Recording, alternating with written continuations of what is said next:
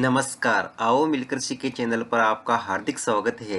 इस वीडियो में मैं लेके आया हूँ कक्षा 8 सामाजिक एवं राजनीतिक जीवन थर्ड की दैनिक और वार्षिक पाठ योजना, जिसमें प्रकरण लिया है भारतीय संविधान के लक्षण। इसमें शिक्षण बिंदु है सामान्य परिचय, संघवाद और संसदीय शासन पद्धति। तो चलिए शुरू करते हैं। प्रेजेंट बाय आओ मिलकर सीखें।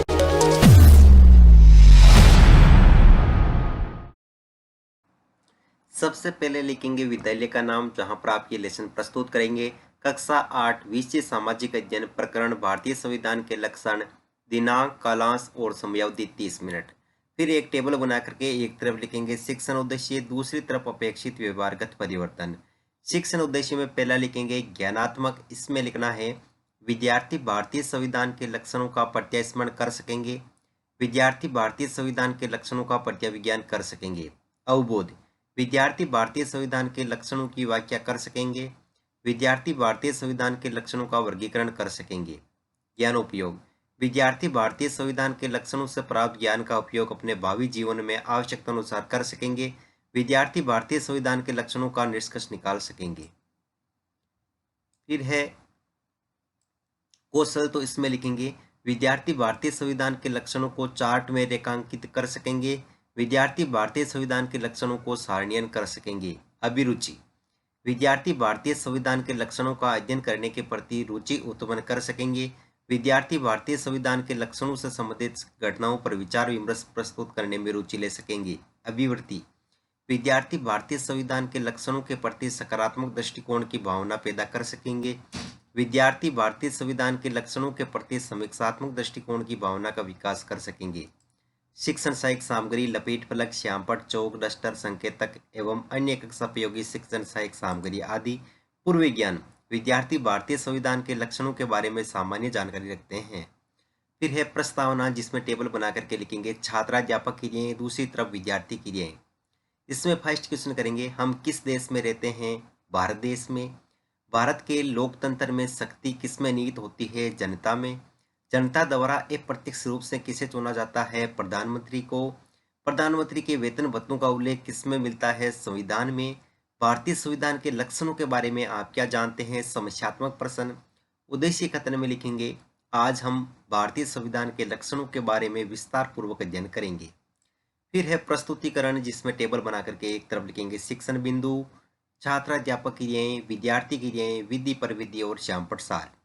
शिक्षण बिंदु में पहला लेंगे सामान्य परिचय, जिसमें विकासात्मक प्रश्न में फर्स्ट क्वेश्चन हम बाल दिवस किसके जन्म दिवस पर मनाते हैं? पंडित नेहरू के। चाचा नेहरू किस देश के निवासी थे? भारत के। भारतीय संविधान का सामान्य परिचय दीजिए, निरुत्तर। और विधि में प्रश्नोत्तर विधि। फिर है छात्राध्यापक कथन, तो इसमें लिखेंगे भारत में स्वतंत्रता के बाद लोकतांत्रिक सरकार का गठन किया जाना था। इसमें लगभग 300 लोगों ने योगदान दिया, जो 1946 में गठित की गई संविधान सभा के सदस्य थे।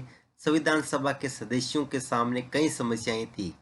उस समय जनता की सामाजिक आर्थिक स्थिति भयानक थी, लेकिन उन्होंने इस ऐतिहासिक दायित्व को बहादुरी से पूरा किया और देश को एक ऐसा कल्पनाशील दस्तावेज दिया जिसमें राष्ट्रीय एकता को बनाए रखते हुए विविधता के प्रति गहरा सम्मान दिखाई देता है। उन्होंने जो दस्तावेज तैयार किया उसमें सामाजिक आर्थिक सुधारों के जरिए गरीबी उन्मूलन और जनप्रतिनिधियों के चयन में जनता की महत्वपूर्ण भूमिका पर जोर दिया गया।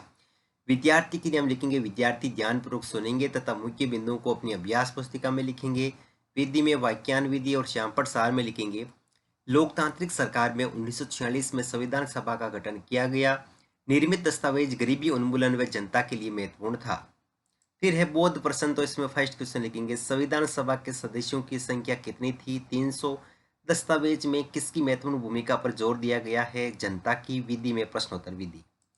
फिर है अगला शिक्षण बिंदु संघवाद, जिसमें विकासात्मक प्रश्न में फर्स्ट क्वेश्चन 15 अगस्त 1947 को कौन सा देश आजाद हुआ था? भारत देश। भारत देश में एक से ज्यादा स्तर की सरकारें होने को क्या कहा जाता है? संघवाद। अगला क्वेश्चन है संघवाद के बारे में आप क्या जानते हैं? निरुत्तर। और विधि में प्रश्नोत्तर विधि। फिर है छात्राध्यापक कथन, तो इसमें लिखेंगे संघवाद का मतलब है देश में एक से ज्यादा स्तर की सरकारों का होना। हमारे देश में राज्य स्तर पर भी सरकारें हैं और केंद्र स्तर पर भी। भारत में केंद्र स्तर के साथ साथ प्रांतीय स्तर पर भी सरकारें की व्यवस्था की गई है ताकि इलाकों के हिसाब से अलग फैसले भी लिए जा सकें। भारत के सभी राज्यों को कुछ मुद्दों पर फैसले लेने का स्वायत्त अधिकार है। राष्ट्रीय महत्व के सवालों पर सभी राज्यों को केंद्र सरकार द्वारा बनाए गए कानूनों को मानना पड़ता है। कार्य क्षेत्र की स्पष्टता हेतु संविधान में सूचियां भी दी गई है। विद्यार्थी क्रिया में लिखेंगे, विद्यार्थी ध्यानपूर्वक सुनेंगे तथा मुख्य बिंदु को अपनी अभ्यास पुस्तिका में लिखेंगे। विधि में वाक्यान विधि और चैंपट सार में लिखेंगे। देश में एक से ज्यादा स्तर की सरकारों की व्यवस्था है। राष्ट्रीय महत्व के सवालों का केंद्र सरकार निर्धारण करती है। फिर है बहुत प्रश्न, तो इसमें फर्स्ट क्वेश्चन लिखेंगे, हमारे देश में कितने स्तरों पर सरकारें हैं? 2 स्तरों पर। अगला क्वेश्चन है, राष्ट्रीय महत्व के सवालों पर निर्धारण कौन करता है? केंद्र सरकार। विधि में प्रश्नोत्तर विधि। अगला शिक्षण बिंदु लेंगे संसदीय शासन पद्धति, जिसमें विकासात्मक प्रश्न में फर्स्ट क्वेश्चन, पंजाब राज्य किस देश में स्थित है? भारत देश में। भारत देश में कौन सी शासन व्यवस्था है? लोकतंत्रात्मक शासन व्यवस्था में कौन सी शासन प्रणाली अपनाई गई है? संसदीय शासन पद्धति। अगला क्वेश्चन है, संसदीय शासन पद्धति के बारे में आप क्या जानते हैं? तो निरुत्तर। विधि में प्रश्नोत्तर विधि। फिर है छात्राध्यापक कथन, तो इसमें लिखेंगे, भारत का संविधान अपने सभी वयस्क नागरिकों को वोट डालने का अधिकार देता है। संविधान सभा के सदस्य जब संविधान की रचना कर रहे थे तो उन्हें लगा कि स्वतंत्रता संघर्ष में भारतीय जनता को वयस्क मताधिकार का प्रयोग करने के योग्य बना दिया है। उन्हें विश्वास था कि इससे लोकतांत्रिक सोच व तौर तरीकों को प्रोत्साहन मिलेगा। सार्वभौमिक मताधिकार का मतलब है कि अपने प्रतिनिधियों के चुनाव में देश के सभी लोगों की सीधी भूमिका होती है। विद्यार्थी की हम लिखेंगे, विद्यार्थी ध्यानपूर्वक सुनेंगे तथा मुख्य बिंदुओं को अपनी अभ्यास पुस्तिका में लिखेंगे। विधि में वाक्यान विधि और चैंपट सार में लिखेंगे, संविधान वयस्क नागरिकों को वोट डालने का अधिकार देता है। व्यक्ति स्वयं भी चुनाव लड़ सकता है। फिर है बोध प्रश्न, तो इसमें फर्स्ट क्वेश्चन लिखेंगे, संविधान में वयस्क नागरिकों को क्या डालने का अधिकार है? वोट। सेकंड क्वेश्चन है, जनता अपने वोट द्वारा किनका चुनाव करती है? प्रतिनिधियों का। विधि में प्रश्नोत्तर विधि। और यहाँ पर छात्र अध्यापक कथन के सामने विधि में वाक्यान विधि। फिर यहाँ पर दोस्तों मूल्यांकन प्रश्न में फर्स्ट क्वेश्चन लिखेंगे, संविधान सभा का गठन कब किया गया था? 1945 में, 1946 में, 1947 में, 1948 में। अगला क्वेश्चन है, अपने प्रतिनिधियों के चुनाव में देश के लोगों की भूमिका होती है सीधी या अप्रत्यक्ष? अगला क्वेश्चन है, संघवाद का अर्थ है कि देश में एक से ज्यादा स्तर की सरकारों का होना सत्य या असत्य? अगला क्वेश्चन है, संविधान के 2 लक्षणों के नाम बताइए। स्वतंत्रता के समय जनता की स्थिति कैसी थी? गहरे कार्य में लिखेंगे, संविधान के 2 लक्षणों का वर्णन कीजिए। अंत में पर्यवेक्षक टिप्पणी।